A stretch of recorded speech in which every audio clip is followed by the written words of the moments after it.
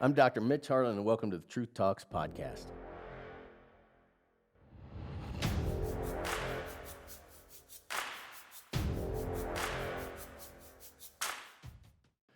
Hello, I'm Dr. Mitch Harlan, and welcome to Truth Talks podcast. I'm here with Rodman Schley today. Hey, Mitch. How you doing, buddy? Always good to be here. Always good to be Always here. good. Always good. It couldn't be any better. Nope. Life's good, What man. you drinking there, iced tea? Yeah, a little apple juice. A little apple juice. Yeah, thanks. Get you loosened up because you're pretty nervous, you said. You I'm get always in this nervous. thing. I'm very shy. I'm Yeah. a very shy guy. I noticed that. Yeah. With all the stuff you do, I'm like, man, how's he do it? No, Introvert. I love people, man. People are so awesome. You're the opposite of shy. Yeah, exactly. Opposite of introvert. Exactly. Extrovert, would you say? Yeah, I would say that. I would say for sure. You know, people are just great. I mean, people are so unique. Everybody's so different. It's crazy, you know, just when you don't get a chance to be a social creature, you know, and you get out there, you miss that a lot, but people are just so awesome to be around. I dig people too. It's why we do this, right? Of course. If you didn't like people, I mean, that'd be kind of weird, right? It would be a little If you bit didn't like weird. people, you're like, what the hell are we doing? I know. You know why you're here today? You know, Mitch, you really haven't told me. Okay, there's a reason for that. Because this one was not going to be where we had pre-questioning, right? Because there's one thing, I've known you for a long time, we're going to get into that. Yep. But you're like the ultimate entrepreneur. Love it. Hardest thing about entrepreneurship, what is it? I'm going to see if you get this one right. Oh, man, hardest thing about entrepreneurship is just doing it. Wrong. I mean, come on. No, that's right. That's wrong. What do you think it is? Spelling the word. The E comes before the U. Can you just do it right remember now? that. Yeah, of course, but I'm not going to do it because then I'll probably mess it up. Yeah, The E comes before the U. You at talking the about the end. last one. Yeah, at the Yeah. end there. It's entree. Dude, I screw it up so bad that spell check doesn't even know what the hell I'm talking about. Yeah, no, I'm with you on that. And it's hard. It's Who a hard named that? word. It's a hard word. Who named it? I don't know. That was dumb. I don't know. All right. Tell me what entrepreneurship means to you, though. You know, for me, it's just doing what you want to be doing in life. I mean, the thing about entrepreneurship, people talk about risk. You know, it's like, I don't want to take the risk. I don't want to go do this. I don't want to go do that. I've got this steady job. I've got all these things going on. But at the end of the day, you really are almost taking more risk by not controlling your own destiny. True story. I love the fact that I can get up, decide what I want to do, decide how I want to do it, decide how much money I want to make, decide how many clients I want to take on, decide how many businesses I want to start. I get to dictate all that. I don't have somebody saying, Rodman, this is what you got to be doing. You think you went over the top? Yeah, Because I'm getting ready to list some stuff here. You know, I've done quite a bit, and yes, maybe a little bit over the top. Yeah, it's over the top, man. Like, I was reading through it, and it was like reading a book. Mm. And I'm like, that's too much. There can be too much. Does your wife like you? Yeah, she really likes me. Your kids? Yeah, can you believe that? Yeah, you have an incredible family. I do have an incredible family. You have an incredible Yeah. family. Yeah, they're good peeps. They are good peeps. They're good peeps. Yeah. And we're going to talk a little bit about them, too, because your wife is an entrepreneur. She is now. Yeah. Yeah. Yeah, big time, and she's doing great. I love watching her. I want to talk a little bit Blossom. about that. Yeah, right? Yep. All right, we'll get to that. We'll tell them what Exactly. that means. You were a commercial real estate magnate. The reason I say is because Elon Musk hates that. He's like, dude, I want to be called a magnet. But commercial real estate's where you started, right? Yeah. Well, I started in real estate in general. So, you know, coming out of college, when I got to school, I needed something to do. I needed to make some money. And so I got my broker's license, and I started buying and flipping residential real estate as 18 years old. Got my broker's license. You know, first thing I did is I bought a house and got some people. I rented some rooms out to some folks and was a real estate investor while I was going to school. And then I just started buying and flipping then. So real estate's kind of been my background. I got into the commercial side in about 1998, but real estate's always been my thing. But that's where you kicked ass, right? I've done well. I've done Yeah. okay. Yeah, I have No, no you've complaints. done better than okay. Yeah, You're you like know. the president of crap and biggest commercial stuff in the world and all that. You know, it's great. It's been a great profession for me. So much opportunity there. I can't imagine of going down any other route. But you're backed out of that some, right? A little bit, yeah, a little bit. You know, it's been a pretty crazy journey. You know, it's been a lot of stuff. For a while, I was doing so many businesses. I mean, an overwhelmingly Oh, we're gonna amount get to of 'em. them. Yeah, I'm we're gonna sure get you to 'em. will. I'm sure Yeah. you will. But yeah, so right now I'm not really running. I sold the last commercial real estate appraisal company that I had, And now I'm doing some work giving back right now to that profession because it was so good to me. Yeah. I always feel like you got to keep life in equilibrium. You know, you got to give back to something as much as you've taken from it. Author of a book. Author of a book. You know, that was a weird one. That was nearly 25 years ago. I was 24 years old when I wrote that on buying and selling foreclosures. Came out with that book, so it's not even in print anymore. That could come out handy now. I'm telling you, probably so. crap, A lot of it's a- stuff coming down the pipe, Yeah, isn't it's there? going to get interesting. Yeah, but It's going to get real interesting. As a matter of fact, I may later on in this segment just get your opinion on that because that's going to be something interesting. yeah, life's going to be a little bit different for a while here. Yeah. So, but you know, to be honest with you, it creates opportunity. So you just got to kind of think it's a perfect time. I mean, right now, everybody, you know, we've got this COVID-19 virus, you know, floating around, and people are in quarantine. They're staying at home. A lot of people out of work. Yeah. But man, I'll tell you what, it's going to create so much opportunity for people if they grab it. I knew you'd go down that road because that's the mindset. Yeah. I mean, that's what we're showing people right here. That's the mindset of an entrepreneur. Yeah. It's like, yeah, you know what? Shit is really bad. But let me tell you what, anytime something's really bad, there's a lot of opportunity coming after it. Well, and I guarantee you this, people have had that excuse for so long. I don't have the time to do this. I don't have the time to do that. Well, I'm telling you what, right now, you've got the time. Yeah. So if you're not doing it right now, you're probably never going to do If it. you're not doing something, so what do we do when we're downtime in it? Doing podcasts, Yeah. Yeah. We're building, building. right? And building, looking for that next building. opportunity. Now my favorite, urban conversion. That's been such a fun TV show. Urban conversion is a TV series. And who came up with that? Well, that was me. Started with the bees, right? Well, you know, it started with a lot of things. Okay. You know, my wife's very environmentally friendly, very green, what she does. And, you know, I had like 13, 14 companies going. And she said, you know what, Rodman, I want you to go out.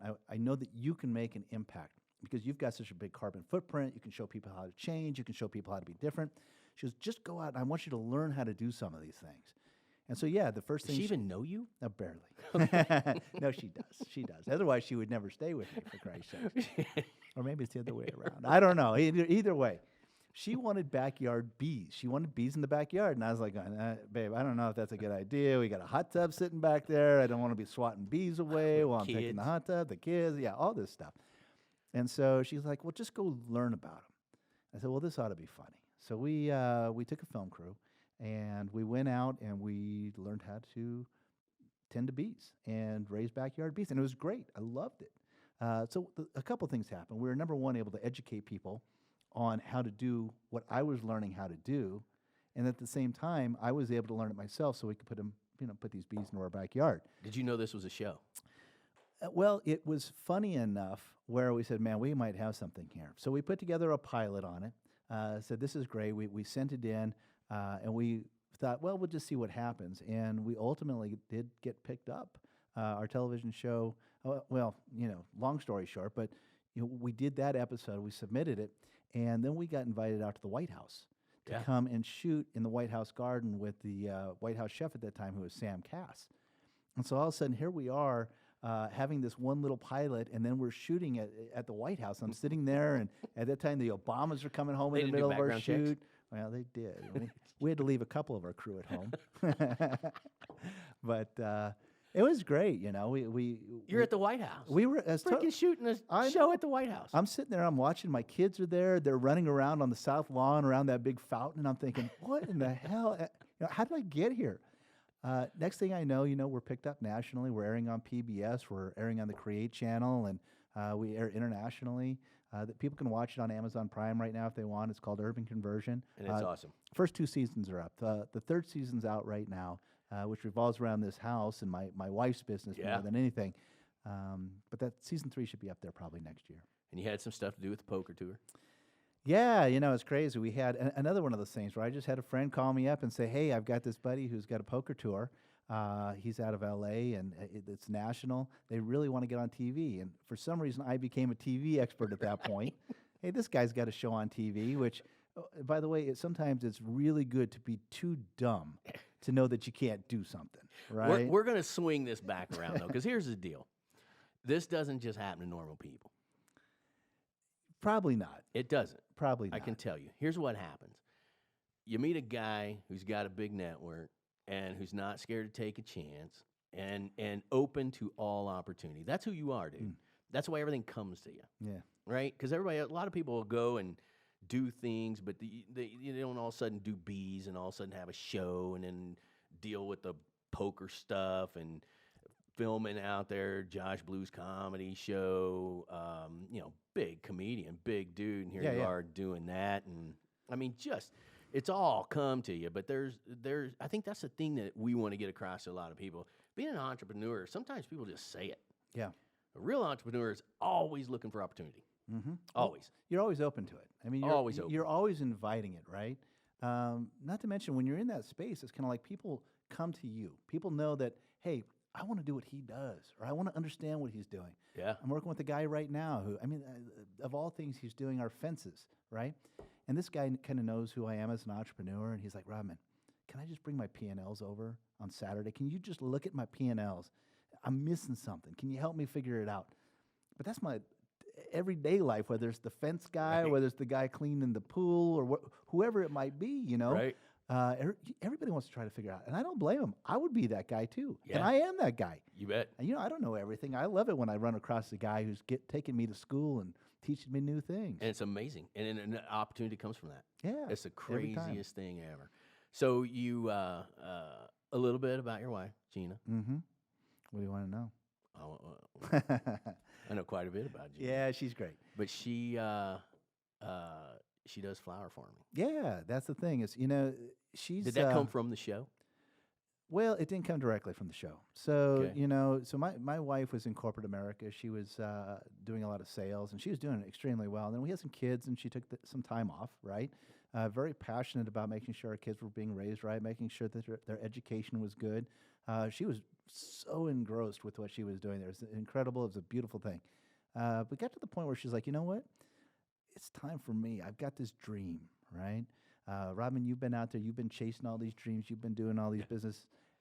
This is what I want, right? And I can't say no to that, right? She spent this whole life supporting me and supporting my craziness. And so she comes to me and she says, you know what? I want to do a flower farm. And so we, and we. Did you say I happen to have some bees? We got some bees. We'll make this easy. It's perfect. It's easy. No, she. The problem was how do you find land in the city that you can grow and do a flower farm on? You did. 100% by chance. I mean, we'd almost given up on this like 5 times. By chance, or is it the entrepreneurship opportunity? It was me literally what happened is her and I had I forget, we were arguing about something, probably about the fact that we couldn't find a flower farm. But I said, you know what, I'm going to take a walk. I got to get out of here. I go and I take a walk, and I wanted to extend my walk. So instead of going right on that day, I took a left, and I walked past this house, 3 acres of land, this old farmhouse. I mean, I couldn't believe it was sitting there. It was sitting like maybe, 8 blocks from my house. And I'm walking past this thing, and I'm like, this is crazy. And so I go back and I say, Gina, find out who owns this thing. Let's call these people right now and tell them whenever they're interested in selling this property, we're interested. We go do some research in that, but it's under a corporate name. It's under a holding company. We're like, crap. We can't find out these details. So the next, it had to be 3 days later, I go and I take a walk, and I walk past that house. 4 sale signs in the front yard. 4 sale signs. It's 3 days later after trying to figure out who owns this house. So I get on the phone because I got my broker's license and that. And I'm like, I call them up and say, hey, what's going on? I can't find this house on the MLS. Is it pre-sold and you just threw some signs up? And they're like, are you kidding me? And it's like, we just put those signs in that front yard 15 minutes ago. It's like, how in the hell are you calling us so quickly? I was like, well, you got to let me know when you flip the listing on, because I want to be the first guy in that house. Needless to say, we end up buying this house, 3 acres of land. She's putting in this incredible cut flower and lavender farm. We totally redid the house in season 3 of Urban Conversion. Yeah. And I tell you what, it's amazing to watch her. I said earlier, watching her blossom. Yes. She found her zone. Oh my God, she is totally, and it's totally her thing. I mean, she gets up in the morning, first thing, and she's into work, and now she's sitting there, in bed working, and which is kind of frustrating. But at the same time, it's so glad. I love seeing people when they find what lights them up. Absolutely. I mean, that's the whole ticket, right? It's the whole ticket behind anything. Yeah. Anybody can go work and make money. Yeah. Working's for nobody. It's a piece of cake. Yeah. Yeah. Really grinding from the time you get up to the time you go to bed and loving every second of it. Yeah, That's actually, producer Chad and I were just talking about that before. It's like, when you have a job that you absolutely just love doing, it's not a job, right? I mean, that's the old cliche. Right. That's what they always say. Yeah. So why did you buy such a girl tractor? Hey, That was embarrassing. maybe I'm going to tell you something. I was though. embarrassed. I love that tractor. We're only on 3 acres. What am I We gonna have do? friends in common, Oh, you're from Missouri, so and you we're all like, big tractors. "What's he doing there? What's that?" Yeah, But it was a John Deere, wasn't it? it is a John Deere. Now, I'm pretty proud of that tractor. I tell you, every time I come in at night, Can we call it a lawnmower? No, you can't call it a lawnmower. It's bigger than a lawnmower. Lawnmower on steroids. It's got a backhoe, man. It It's got a backhoe. It's like 3 spoons full back. I don't care. It's still got a backhoe. I still feel manly. I'm when I gonna come let in you at go night. because it is kind of in townish. It is in town. Yeah, I couldn't get a bigger tractor in there. And I grew up in Nebraska. I know what Right? big tractors are. And yeah, those people would laugh at me. They'd be like, "Dude, Hey, Robin, look at you. You're farming. woo, You're killing it yeah, over there." exactly." Me and my little, backhoe and my little. But scoop. that's part of the show too that I thought was really awesome. Was that it's almost like it's like so real, right? Because it's just you guys doing what you do and you're educating on a topic. That was really cool. I really dug that, and I thought that was kind of one of the coolest features of it. Like, it doesn't look overproduced.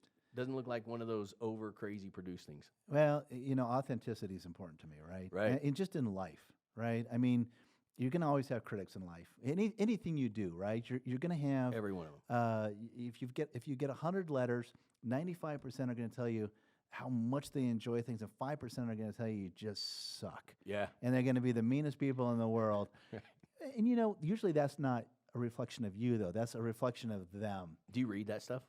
I do. Do you? Yeah, I've got some crazy. I mean, they're funny to me. I get some that literally I just go, oh my god. You ever send anything back? You're like, all right, you piece of shit. Here it comes. No. I did get You're so much better than me.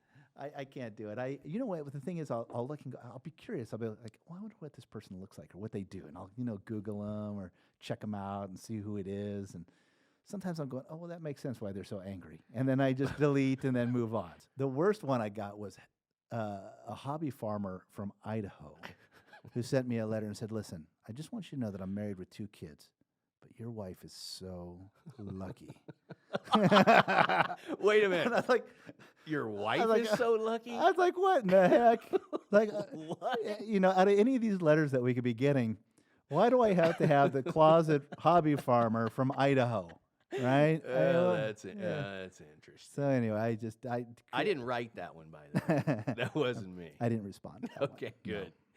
So when it comes to entrepreneurship, I mean, obviously you are the serial entrepreneur. Yeah. First of all, I'll give you a couple things. Like, I've called you a bunch of times, and which is, what pisses me off now that I think about that. What? I've called you up. Yeah. Now, granted, I'm taking your time. Mm-hmm. You make more money than I do. Why do I got to pay for lunch every time? Hey, it's just part of the deal, man. That's not part of the No, deal. no. You remember what I told you? You got to give in an equal I amount to always what give. you take. Yeah. All right, I'll buy dinner. And I'm not sure I got to take a lot of shit. I'll buy next time. All right, I'm gonna mark it. That's on camera. That's fine. Yeah, Yeah, you we got got that it. I rolling. promise. So here's the crazy thing: our paths have crossed so many times. Mm-hmm. We lived in the same apartment complex in Kansas City. That's pretty crazy, isn't it? That is wicked crazy. Same time. Mm-hmm. Never saw each other. Never knew No, each other. didn't have any idea. We've known each other probably 20 some years because we met on a softball team. Yep, we did. You just got released from St. Louis Cardinals, right? I was horrible. Oh, that's right. I was totally thinking of somebody. I was really, really I was the total weak link on that team. I still look back at those days and I go, geez, because we had a good team. I mean, we had really good players and we did very well. We did. We used to crush teams, and I look back and then I just go, what the hell was I doing on that team? I'm going to tell you a secret that I've kept for a long time. Oh, jeez. I'm like, he's really a neat guy. We got to keep him.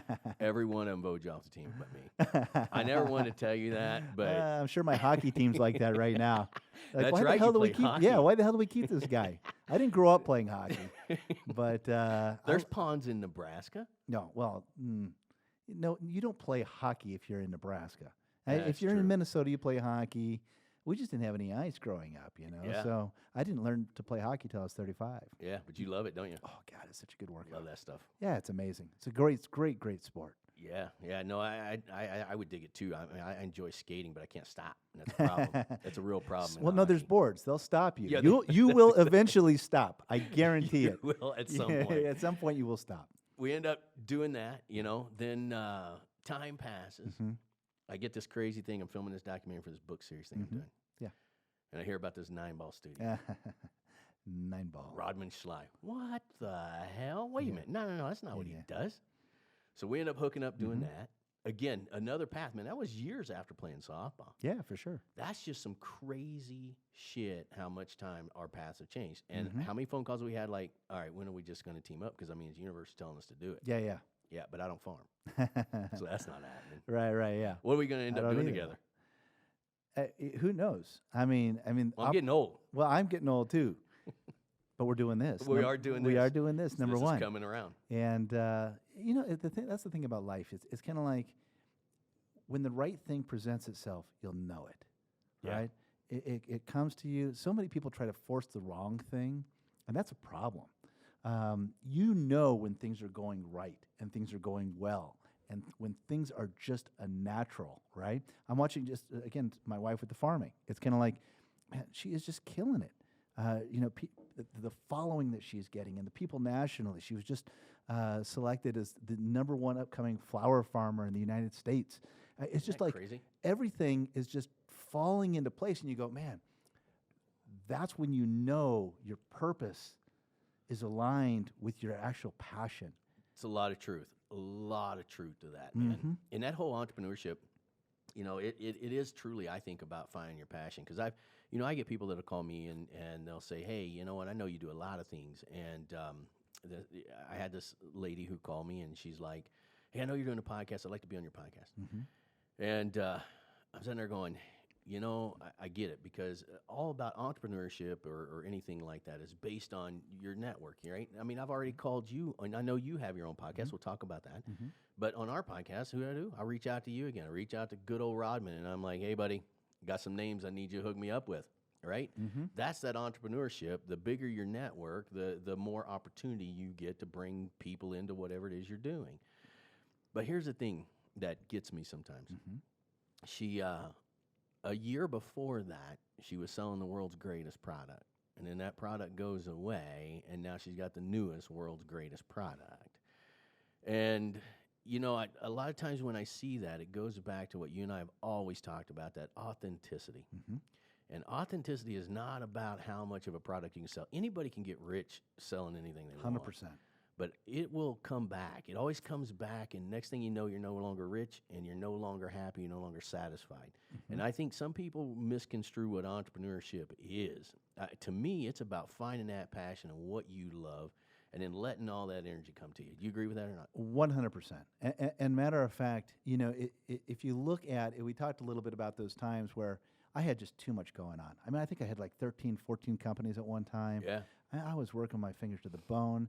It was more about the cash flow than it was about the business for a lot of those businesses. And I thought that was the way to go. I thought, okay, I'll just multiply my efforts. I'll multiply the number of businesses I have, and then I'll just make that much more money. It's kind of that maybe that rich dad, poor dad philosophy of, just getting a vehicle. And that just didn't work for me. And it might work for some people. That's great. But for me, all it did was to drive me into the ground. It really got, and that was like in 09, actually.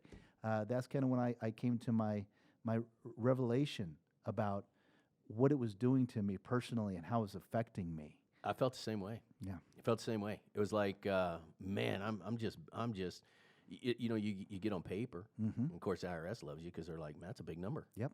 But by the time you pay everything, do everything, you're like, oh, wait a minute, man, I am killing myself for peanuts here, man. And it was just because I had the same kind of philosophy as you get a bunch of vehicles and there you go. And, I've had one staple that I've continued to do over time, and it's always produced and always done well. But sometimes, again, you just kind of develop different passions, because I have that kind of entrepreneurial type of feeling too. It's like, do a whole bunch of stuff, and this is what I know about you, and this is something that I think absolutely has to be out in the open. I don't think you've really ever done anything for money, have you?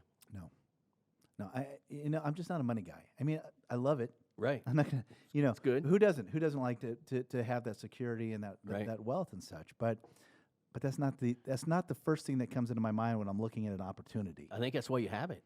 Yeah. Because it wasn't the first thing. And you'll hear that over and over and over again. If you're doing what you love, the money will come. 100%. And the other thing is, it's kind of like that window that you give out of. I've always believed that if you get up and you're doing something that's going to give to somebody else, you're constantly giving to other people, you're always going to be taken care of. I agree. It's always going to come back around to you. It's always going to come back. Like, I feel like tomorrow things could go to hell in a handbasket. I'll be okay. Yeah.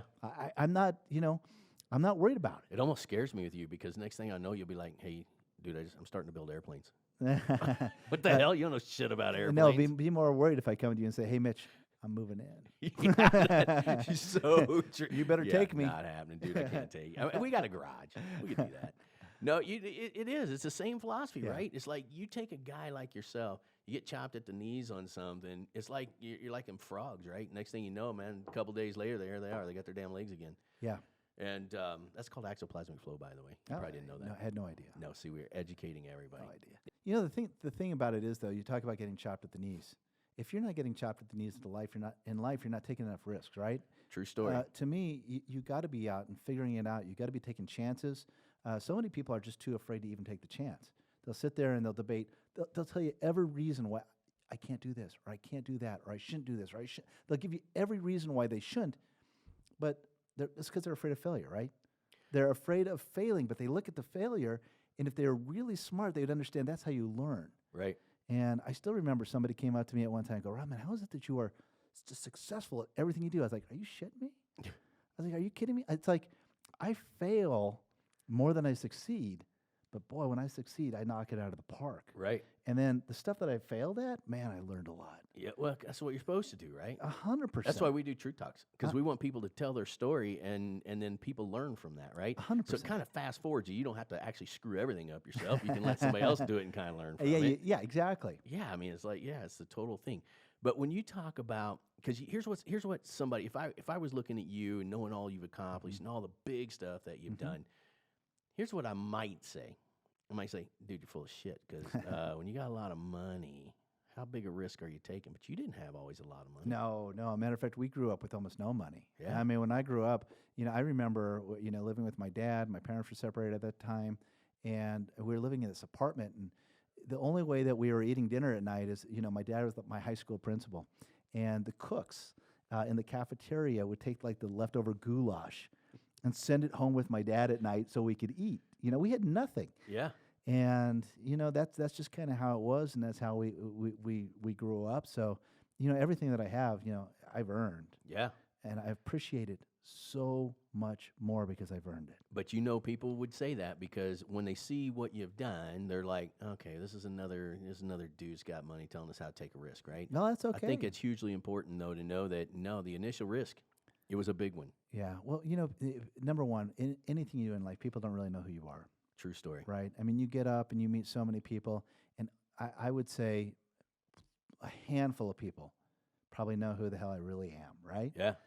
That other group of people can make assumptions, put other ideas in their head of what they think I might be or where I came from, but they don't know. How come I got cursed with knowing who you are?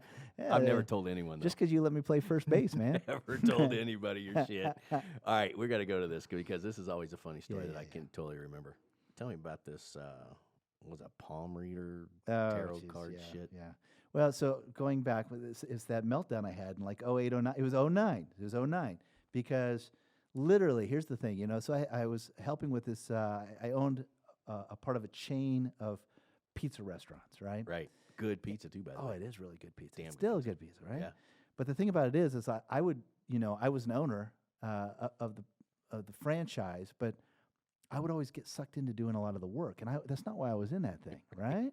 So it was a Sunday afternoon, and I got a freaking phone call. They needed pepperoni at a location that they didn't have pepperoni, and so I would have to drive. They said, "Listen, the only place that has pepperoni, you're gonna have to drive and get it." So it's a Sunday afternoon. I'm driving to, an hour to go pick up a case of pepperoni to bring it back to the store. How does a pizza place not have pepperoni? It's I like don't- the number one. It order was pizza. Sunday, and the delivery was coming on Monday, and they, so they had a good week. All right, They all had a right. good week. But so I'm coming back, and I'm like, oh my God. And I literally was melting down. I mean, I was overworking myself. I had 13 companies.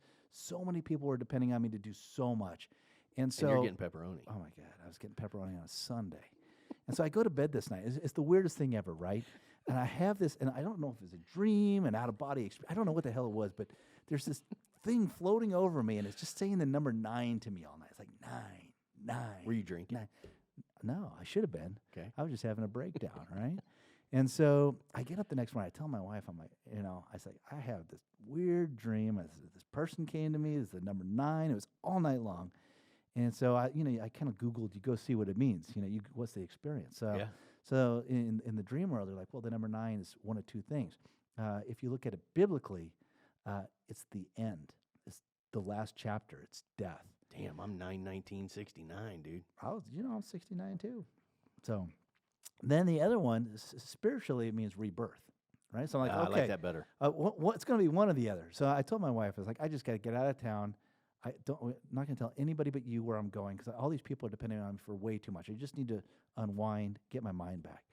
And so I book a trip. I'm going to go out to LA. I'm going to go out to Venice Beach and hang out.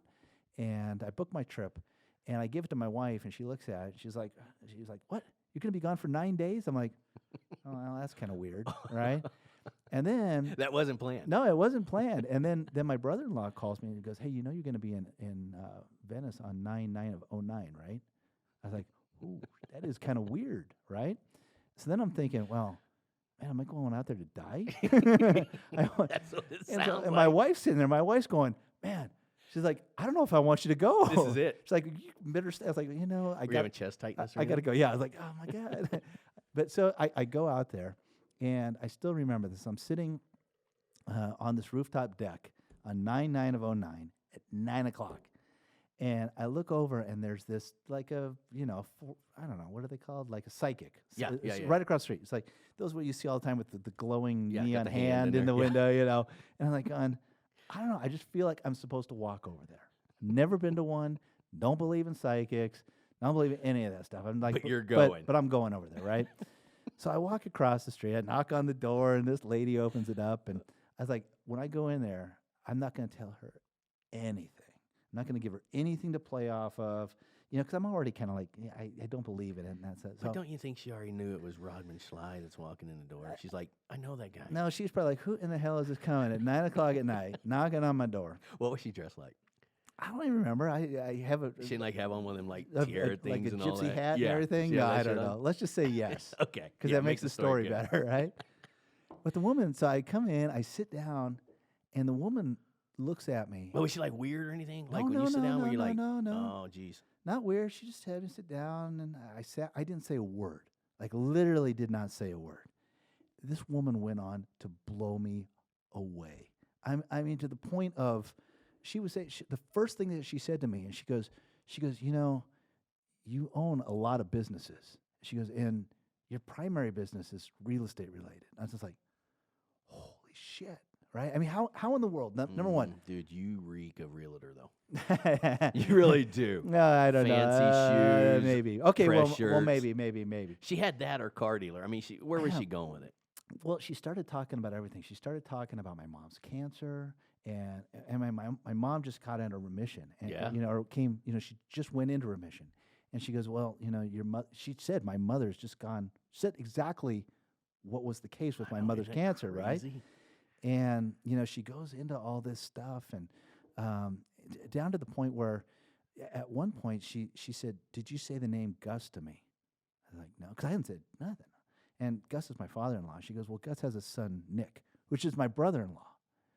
And she goes, "Somebody just wants to say thank you for taking care of Nick." And at that point, I'm like, I got to get the hell out of here, right?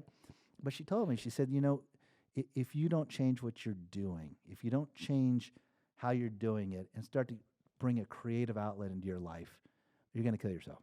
You're just, you're going to weigh yourself down to a point where you're not going to make it. Yeah. And so, needlessly, I ran my ass back across the street, went and got under my covers and cried all night.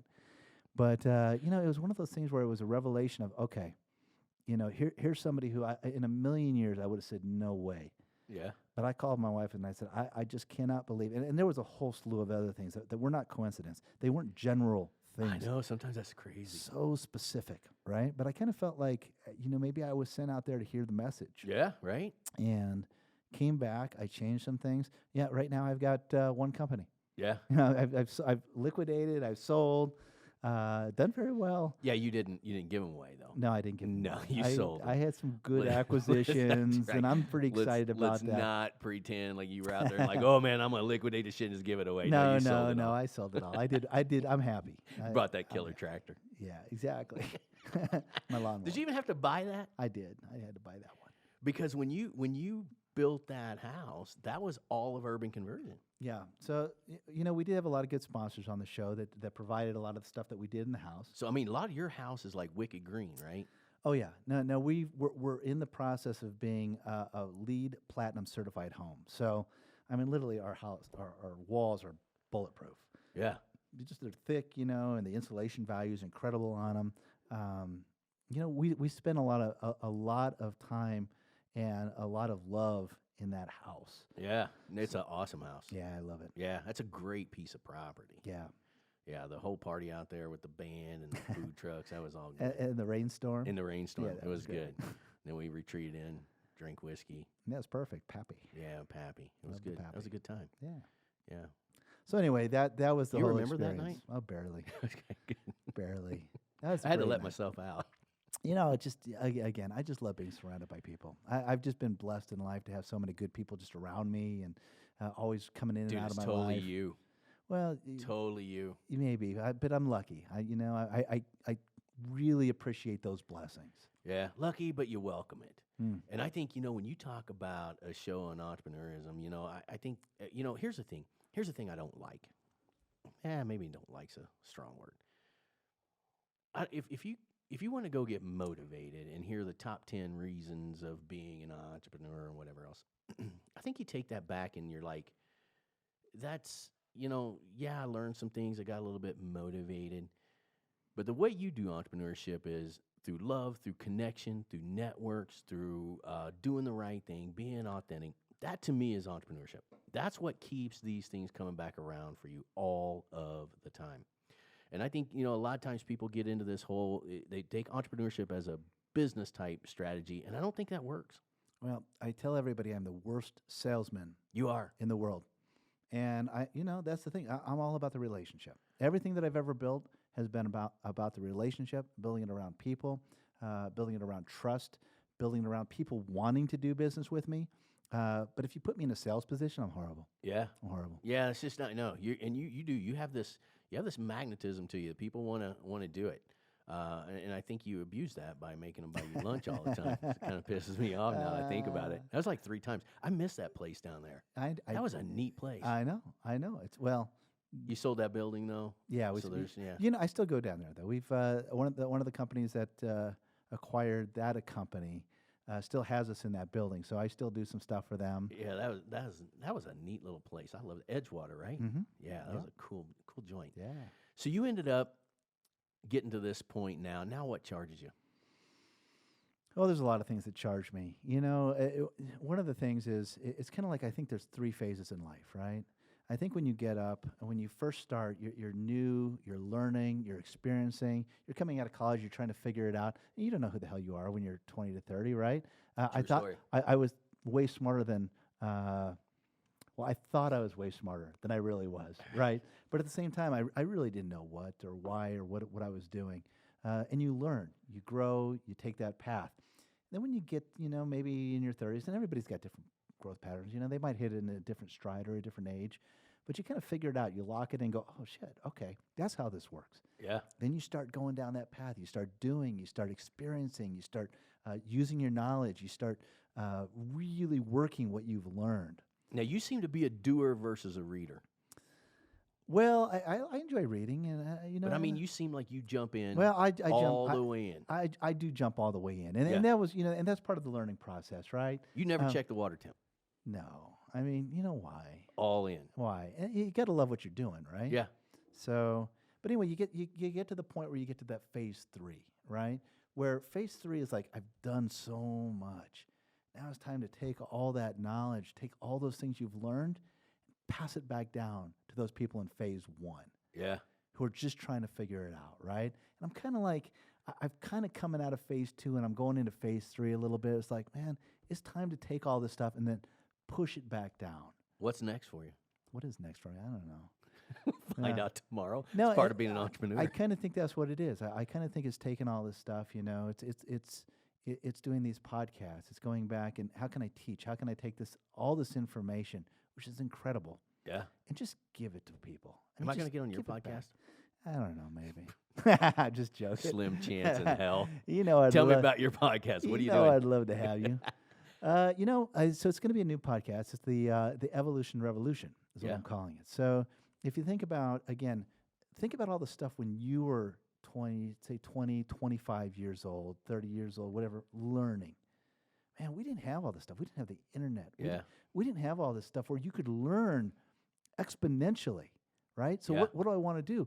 I want to be able to take all this stuff. It might have taken me 10 years to learn what I learned, but I want to take that information and give it to people so they can learn it in 5. Yeah. right? Absolutely. Take 5 years off of that learning curve. Yeah. That's what I want to do. I want to take that knowledge. I want to give it to people. I want to take off of their learning curves. And I want to talk to the best and the brightest people. And I want to talk about that one moment in time. That one moment. Where was your turning point? Yeah. Where were you sitting when you said, oh, shit, I got this thing dialed in? Because Yeah. everybody's got one. Yeah. I'm hoping next year's mine. I'm like, one more year. Next yeah, year, I'm yeah. dialing this in. Mm. And that's what we do with True Talks. That's exactly what we do. We take these stories for Mhm. people so that they can fast forward their lives, right? Yeah. And man, I can tell you right now, I'll watch your shit. Even if no one else does, I certainly will because I got like 3 views, man. dude, I have enjoyed the hell out of it, and I enjoy the hell out of you. And I will tell you, anybody who does watch that is truly getting the most authentic person they can possibly get. I think there's a lot of people that everybody's doing a podcast now. Everybody's doing everything. And that authenticity, I think, is there. And even urban conversion just completely shows you that authenticity's there. I mean, it's just there. Well, that's the only reason that works. I mean, people watch Urban Conversion and they see just what it is. I mean, they see me being a jackass at times and my wife shaking her head like, "What in the hell did I She marry?" does that a lot, by the way. I know, on and off camera. It doesn't matter. It's the same thing, and it's the truth. But at the same time, if you're not living authentically, what are you doing? What are you doing? What are you doing? It's going to right? end. It's going to end. Yeah, I mean, and the thing is life is short. I mean, it's really short. We are a freaking blip. Oh, my God. In Producer life. Chad, how many times did I say this? You've got 76 years on the average. Yeah, What are you going to do with them? yeah. I've just realized I pissed 50 of them away. So now I've got 26 I left to do know. something amazing. Yeah, but when you're in your 20s, you think you're invincible. You think, True story. you think, I'm untouchable, I'm invincible, I'm immortal, Yeah. But man, when you start to get there, you start going, man, you start to think about mortality. And you're thinking, well, man, here's the thing. I just don't want to get to the end. I don't want to be sitting on that deathbed, looking at my kids going, shit, I left this on the table. Man, you ain't got to worry about that. Yeah, I want to nod my head at them, and I want to say, girls, everything I wanted to try, I tried. Sometimes I fucked it up. But you know what? I tried it. I went out and I gave it a shot. You did. Sometimes I won, sometimes I lost. And you say you did, but there's still things I kind of go, man, did I spend too much time there? Should I have been doing this? I still got plenty of list left. You and I have had this talk about balance. Mhm. We've had that discussion. Yeah. And that's another thing I got to give you credence, man. You have balanced it out amazingly well. That's not easy. Well, it's tough sometimes. And the thing about it is if you don't have the balance, and you know how it is with family, right? I mean, family's number one. Family's awesome. You got to have, that's your core. That's what you come home to every night, right? And so you've got to have enough balance. And I get on the road quite a bit, and my family's very supportive of that. But man, when I am home, I am home. Yeah. You've got 100% of me. What do you want to do? Let's do it. I think that's important for people to know because, again, as much as you've done and the balance you've done, I mean, it's nothing short of impressive, man. Yeah. It's wicked impressive. Well, Man, are you going to blow me up on your podcast like this? I don't know. It's almost man. ad Maybe. nauseum over Maybe here. I gotta write a list. Start writing Can you stuff. give me a list? I'll of send stuff? you a list send of me exactly what to say. That's why none of this was done beforehand. Perfect. It would have been unauthentic had we Perfect. done that. Yeah. But no, that's a key ingredient. Being an entrepreneur like that much stuff, and how you manage to do all that, impressive. A lot of stuff though you've kept pretty close to home. Yeah. And I think that helps. You got to. I mean, the thing is, here's the thing too. It's kind of like I've got these incredible kids, right? And every single day I get up, I want to be a living example for them. You know, half the stuff I do, matter of fact, probably more than half the stuff I do is for them. Every time I teach anything, I'm always thinking, what do I want my kids to know? What do I want my girls to grow up understanding? What do I want them to understand when I'm not here? And that's what I try to record. You know, both you and I think, have the same exact philosophy. People have asked me at times, they're like, well, you do all this stuff, you know, how much money do you need to make? How much, you know, what do you want to do? And it's like, I've traveled everywhere. I've had any car that I thought was cool at some point or not. Yeah. And now I got an old man SUV because it just feels good to just kind of cruise in. You look Versus good that in that. sports car Yeah. shit, and you're like, man, my back's killing me now. Dude, you just grow out of it. You know, I know. I've turned into my dad. You know, I he's know. all about the caddy. He's like, because it's smooth. And you know, now I'm thinking, damn, man, was he right? I know. But one of the things that I tell everybody, and this is the most authentic I can ever be, money to me, at the end of the day, I see myself sitting out there with my wife, which outkicked my coverage too, by the way. Way outkicked it. Way Yeah. outkicked it. Yeah. I used to lie back then and told her I had way more money than I did. But at the end of the day, man, I want to be that old dude, just like my dad, just like my mom and dad. And I want to be sitting out there on that front porch. And I want to know that my kids and my grandkids get to do what they want to do, not what they have to do. Yeah. Because, man, there's nothing that I really haven't done that I want to do so bad where I would go kill myself for money. Right. Well, and everybody stresses about money. It doesn't matter what level you're We've at. all done it at one point. It doesn't matter what level you're at in life. I mean, you know, money's just money. I mean, the thing is, and we're all gonna. I say money's just money, but we're all gonna stress about it anyway at times. Absolutely. But you know, More money, more problems. and that's the truth, right? And every single human being's the same. I mean, people look at you look at celebrities, or you look at a lot of people who are at the highest levels. Man, they have the same stresses. Matter of fact, their stresses might be like 20 times your stresses. Yeah, because they can't go back down to the normal anything. No. Yeah, true story. And so, you know, people are people. Tell me about your kids. Oh. What are their personalities? You know, my youngest one's a lot of my wife, even though she's a ham at times. Like, she'll come in and she'll say stuff, and I just laugh, and I'm like, oh my God, that's not anything your mother would ever say. You get that from me. My oldest one, you know, she's the firstborn. She's pretty serious, you know, and that. Yeah. But man, both of them love life. I mean, they get up, they're funny, they're awesome. They make me smile every day. Are they going to be entrepreneurs? They'll be whatever the hell they want to be. You know what I mean? And I preach that to them every day. I'm like, because I'll tell you, even my oldest daughter's even come to me sometimes and goes, Dad, I don't know if I can live up to all of what you've done. I'm like, get that out of your head right. It doesn't matter. What I've done matters 0%. What really matters is you get up and you're doing what you like to be doing. I don't give a shit what that is. So, you know, I already know what my kids are going to do, though. Take Eric's care going to of be you? in a band. Yeah. One of them better take care Yeah. of me. You know, one of them better pick up that deal. Uh-huh. My daughter, who's my middle child, Mhm. she's going to be an attorney. There's no doubt. I mean, that girl argue with the best of anybody. And my little guy, he's just going to end up working for me, man. He'll be like, screw that work stuff. I'm gonna go do what you do. Yeah. It's so crazy how kids are different, right? Yeah. But girls, oh, jeez. No, it's personalities, right? Everybody's got a different Completely. personality. And so, you know, whatever you do in life, you just got to make it about you. You got to make it about again, get up, do whatever the hell you want to be doing. If you're not doing that, stop it. All right, well, I'm going to Stop see how it. authentic you are right now. Yeah, what do you want to know? Coming at you. Oh, Hardcore. jeez, coming at me. Wrecking ball. You push your kids to go to college? Oh, that sucks, doesn't it? You weren't ready for that one, were Yeah, you? that's why we didn't script that shit. It's a tough one. But here's the thing. If my children came to me and said, college is not for me, this is what I'm doing, go try it. I mean, seriously. For all you folks out there who are listening going, man, he better say my kids better be going to college. I'm going to tell you, I can't remember a thing that I learned in college that's helping me right now in what I'm doing right now. Yeah.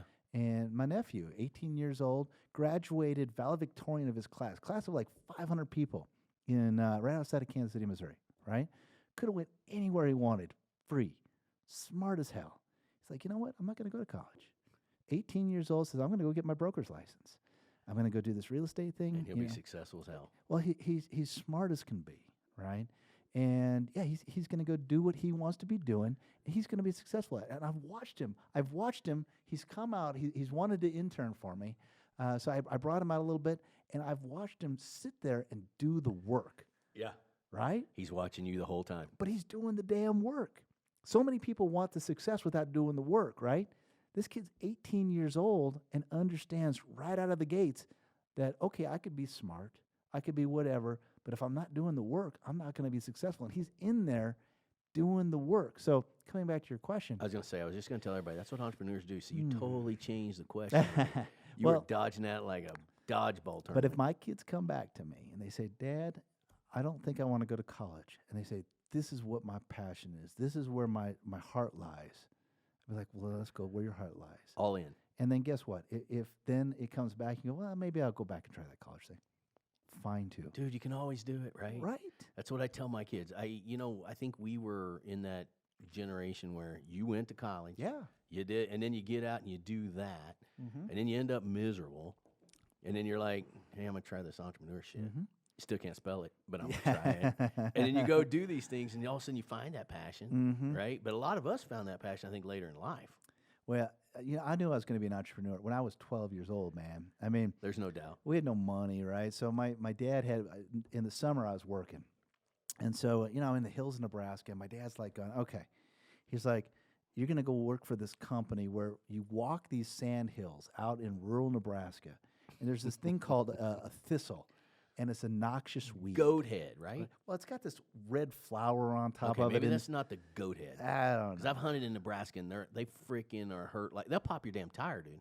Well, come on. Oh, yeah. You don't those want to be an spiky out-of-stater. But anyway, so they have me. So I'm worth $3.10 an hour. I'm walking these hills, and you got to pop the head off this thing, and you got to cut the weed because the state makes you do it, or the county makes you do it, right? Because it's a weed that'll just take over. Yeah. So I'm out there $3.10 an hour. Getting up at 4 in the morning, you coming home, it's like noon. And I was like, Dad, I don't want to cut these thistle anymore. He's like, well, figure out another way to make some money, and we'll talk about it. So I was like, okay. So what I did is I got these rubber car mats, and I cut out this template with like a square and then these numbers, right? And I said, Dad, I'm going to go door to door, and I'm going to offer to paint people's addresses on their curbs for $5, right? I had a freaking... What'd Dad say? Well, he kind of looked at me like, you crazy, but, Was he an entrepreneur type guy, too? Well, he was the high school principal, right? And he would encourage... He was like, okay. He would encourage me to go. And so I had a cardboard box that I cut holes in with this rope around it. I had spray paint. I had my numbers in that. And I'd go door to door. I was selling $5 an hour. I was making $25 an hour. Painting these addresses on curbs. And I come home, my dad's like, how much you make? I was like, 25. I was like, shit, maybe I should do that. It's like, here's the template. I'm selling them for $40. Yeah, how are you making more money than me at this? Right? So I kind of figured out really quick how much more money you could actually be making working for yourself versus walking the hills of Nebraska cutting down weeds. Yeah. Yeah, that's where it started. You know what? We mentioned your dad a lot. I want to know those people that who really influenced you, though. Who's your big influencers? You don't have to say me, even though it's my podcast. Yeah, I was just about to say. I know. You, I didn't want to. It's embarrassing. But I held back. I don't want to embarrass you on don't your embarrass show. me. You know, there's a lot of people who had influence on me. It's like, just my dad. Even though he was an educator, was an entrepreneur, but he grew up in northern Minnesota, and out of his siblings, he was the only one who graduated from high school, and then went on to get a PhD in education. Yeah. Right. So somebody like that who worked their way, could have very easily just been a miner up in northern Minnesota. Instead of figuring out a way to be successful in what he wanted to do, which was being a teacher and teaching kids, and then being an educator, superintendent of schools. That's an incredible story in itself. You bet. my grandfather was the entrepreneur. You know, he owned a hardware store back in Nebraska. Mom's dad or dad's dad? It would be my mom's dad. Okay. Incredible man. I mean, a jokester. I mean, this guy literally was pulling pranks on me like 24/7. I never knew when I was going to get hit with a prank. I remember getting up one morning to go hunting. You know, we used to hunt in Nebraska, of course. And you get up early, get up before the sun's coming, because you have to be out there when the sun's hunting. breaking, right? Yeah. And so I remember getting up one morning and getting ready to go hunting, and I go to pull up my pants. You know how sometimes you go to pull up your pants and your pant leg is like flipped over, and so you can't pull your leg through, and you have to really kind of force it through. So I'm sitting there at like 4 a.m. I'm trying to force my leg through the pant leg and trying to. And finally, I look down, and the night before, my grandfather had put away my grandmother's sewing machine, and he sewed my pant leg straight across at the knee. And so here I'm trying to pull my pants up, and it's 4 a.m, and I gotta, Come on, Rodman, what the hell are you doing? they're sewn shut. He's just giggling, and I was going, oh, Jesus. But he was an incredible man. He was one of those guys who I never saw him raise his voice. He was an incredible father, an incredible grandfather. Anytime I had a sporting event, whatever it might have been, when I was high jumping, I'd look, and there he'd be standing at the outside of the fence, and with a big smile, and kind of soft-spoken, but one of those guys who was just, oh my God, A rock. I would take this guy back a million times over. There's not a day that I've got pictures of him up all over the place. He's just such a big part of the fabric of my life. Yeah. Yeah. I know Mom was too. Yeah, my mom was great. You know, my mom passed of cancer maybe about 5-6 years ago now. Yeah. But what an incredible spirit, right? I mean, she was one of those ladies who would give the shirt off her back. If you think about who I am as a giver, it definitely comes from her. Where that came from. Oh my gosh, the number of people who came out when she passed on, and the stories they told were just incredible about her. She was just an incredible woman. You know what you find as a general rule, people who are successful, and especially in entrepreneur, anything that you're successful in, they always have these stories. There's always that person that makes up their entire fabric, and it's usually a combination of people, right? Yeah. But they have that story. That's one of the commonalities of success. Is there's certain people along the way, and then I've documented so many stories over the years that sometimes people don't have that. And then they kind of take that low road, but it's like, no. Listen, if you didn't have that, you got the greatest opportunity to give that to someone else. And that's what I love about your third phase. You're giving back, giving that knowledge back. I mean, that's admirable, man. That's what we try and do too. We're trying to give people some peace of mind, give them some happiness, give them something. Because I don't have a bad growing up story, man. Matter of fact, mine's pretty easy. Yeah. But I will say this: the greatest thing that ever happened to me was building my parents a house. And of course, I always tell my dad, why the hell couldn't you have been Bill Gates? I mean, what is this shit? I would have taken that money, man, and ran with it, right? Yeah. What were you doing back then? But my dad has an 8th grade education. Yeah. And probably the most influential person in my life. Mm-hmm. And you don't need a PhD to learn from people, man. No, and you can learn. The opposite is true also. You've got the incredible people in your life that have always brought you up, but it's a lot of the crap that you go through in life too that really true story. Builds who you are, man. Builds that character. The thing is it hasn't ever been easy. It's like my childhood was actually really, really pretty tough. But at the same time, I wouldn't go back and change any of it. Yeah.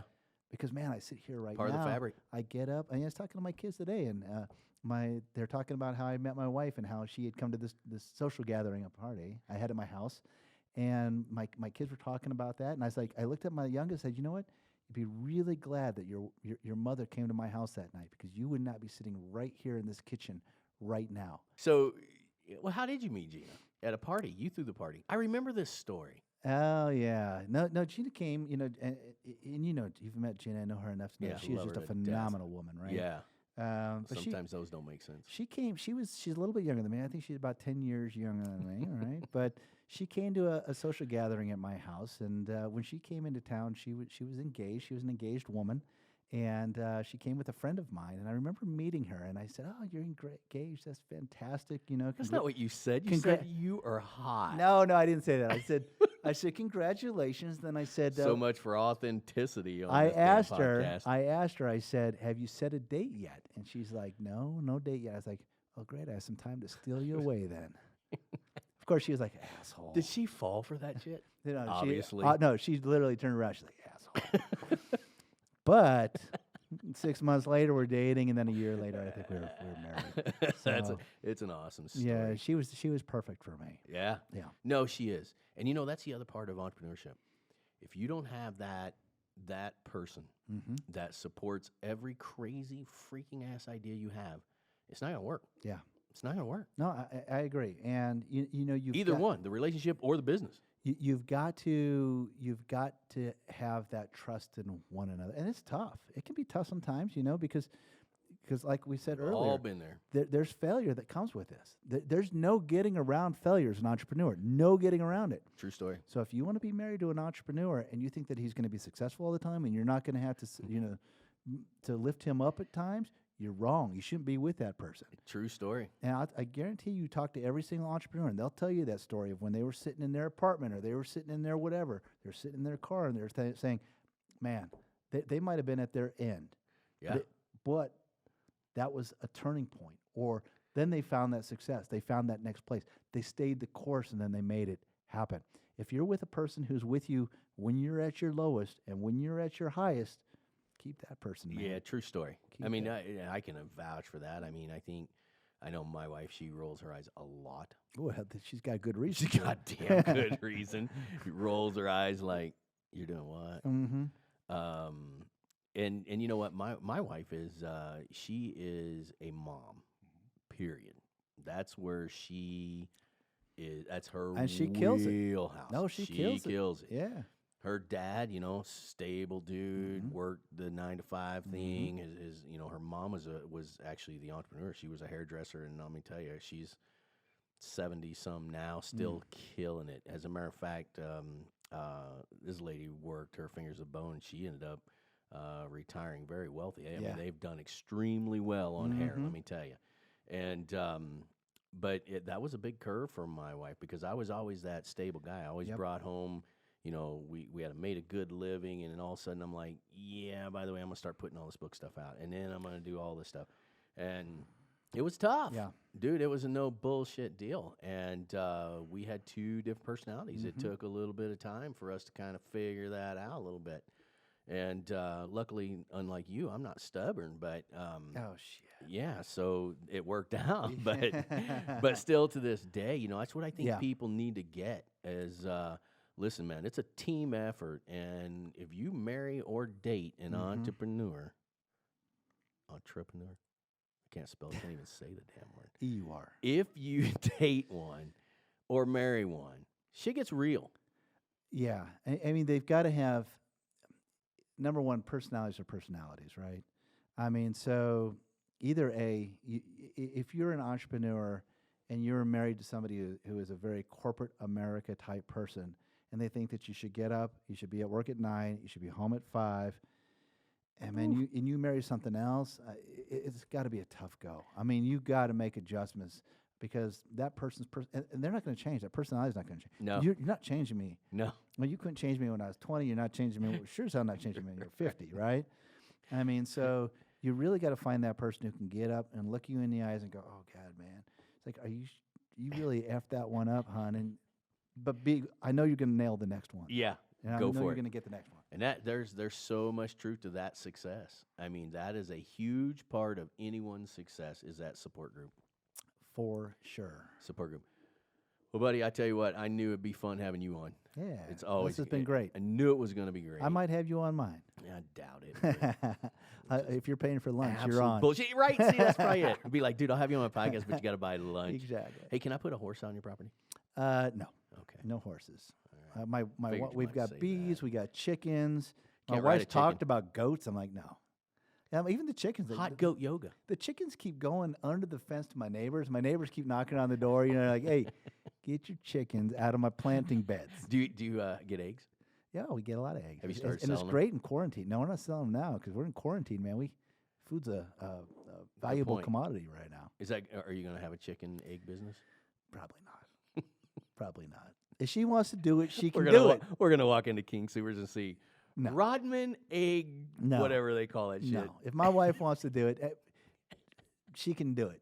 But you know, that's Where they lay their eggs at? You like have a hen coop thing? you know that they've got, I don't know, so like a laying box is what they're called. And you go in there and you open it up and you look, and there's a whole bunch of chicken crap and eggs. And you're like, well, okay, I guess we'll wash the eggs, I guess, right, babe? So, you know, and people really should go out. They should go out. They should check out. It's She Grows Flowers, is my wife. She Yeah. Grows, which is great. I mean, she's all about. Is that a website? You can go to shegrows.com and find her stuff. Yeah. It's fantastic. She's amazing. And it's all about not only growing flowers, but it's about women and growing as a woman and empowerment. And So again, here she goes entrepreneurship. She went from flowers to now she's great. blooming into that. You know, She's great. when she took me at the party, we went through that whole thing that she was doing, and it was like, damn, girl, you know a lot about this stuff. she's blowing me away right now. Yeah. I mean, literally, you know, she worked so hard. She was an incredible mother, and now she is an incredible entrepreneur. So Gina Chicken Eggs is coming out. And yeah, probably not. Gina Hot Yoga, Goat Yoga. But definitely go check her out. Check me out. GoRodman.com Yes. if you want to find me. So I just do, you know, I'm just giving right now. Dude, you're like one of the most amazing people in the world. You really are. Shut up. You did. And you didn't pay me for that. No, You didn't buy me lunch. I might buy you lunch now. Gina, amazing person. Say it Yeah. again. Where we go find her? Shegrows.com. Shegrows.com. And then GoRodman.com. Just because you can never say my last name, Schley. How do you go RodmanSchley.com? That's a terrible Hey, name. go What is Rod- that? What's the origin of that? I don't know. It's terrible, I think whoever it is. I think we're a little bit of everything. A little bit of mud. Yeah. All right, brother. I appreciate you coming on the show. Thanks, man. I knew it was going to be amazing. And Gina, love you. Kids, love you. You guys are all amazing people. Yeah, I love you too, man. Right on, brother. All right.